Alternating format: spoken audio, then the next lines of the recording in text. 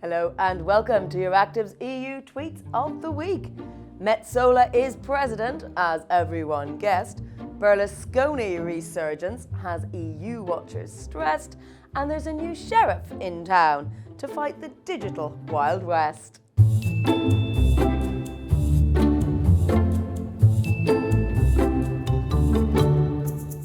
This episode is brought to you by Sesimo, the European Association of the Machine Tool Industries and Related Manufacturing Technologies.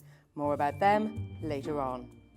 This week, Maltese MEP Roberta Metsola had a long-expected but pretty impressive birthday present as she was elected President of the European Parliament until 2024.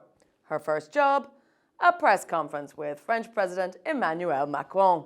Macron presented the programme of France's 6-month EU Council presidency in Strasbourg, but it quickly turned into a sparring match with the French opposition, reported Mathieu Paulet.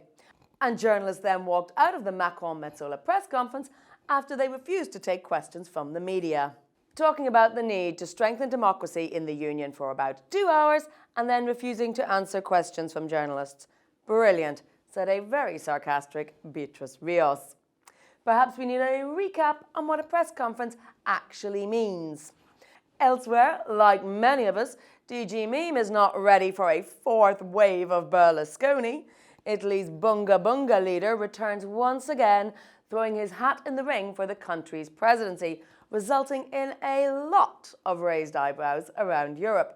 But if Boris Johnson is kicked out of number 10, Berlusconi in the Quirinale is needed to restore the world's clown karma balance, joked Leonardo Carella. That said, a surprising number of people lined up to support Berlusconi, including League Party leader Matteo Salvini and Manfred Weber. Michel van Hulten thinks Weber might need a reminder of Berlusconi's history of run-ins and political escapes from the law. EU voting error ends up appointing Silvio Berlusconi President of the European Parliament, snarked Le Choux. Finally this week, Commissioner Thierry Breton fancies himself the tamer of the digital Wild West, proclaiming a new sheriff is in town and it goes by the name of DSA. I've been waiting 13 years for the Commission to produce something like this, enthused Laura Shields. Terence Zaka thinks it's a case of the good, the bad and the ugly. Adam Collingwood thought stealing Sergio Leone's intellectual property wasn't quite the way to go about fighting illegal stuff online. Pretty sure this falls under the parody exception, Adam, but Thomas Jorgensen pointed out that Clint Eastwood is the criminal, not the sheriff in that movie, and suggests the classic Wyatt Earp instead. Lesson learned, Mr. Breton. Never underestimate the eagle-eyed pedantry of Western fans. That's it for another week. Join me again next Friday for more snarks and larks in the Brussels bubble Twitter sphere. This episode is supported by Sesimo, the European Association of the Machine Tool Industries and Related Manufacturing Technologies.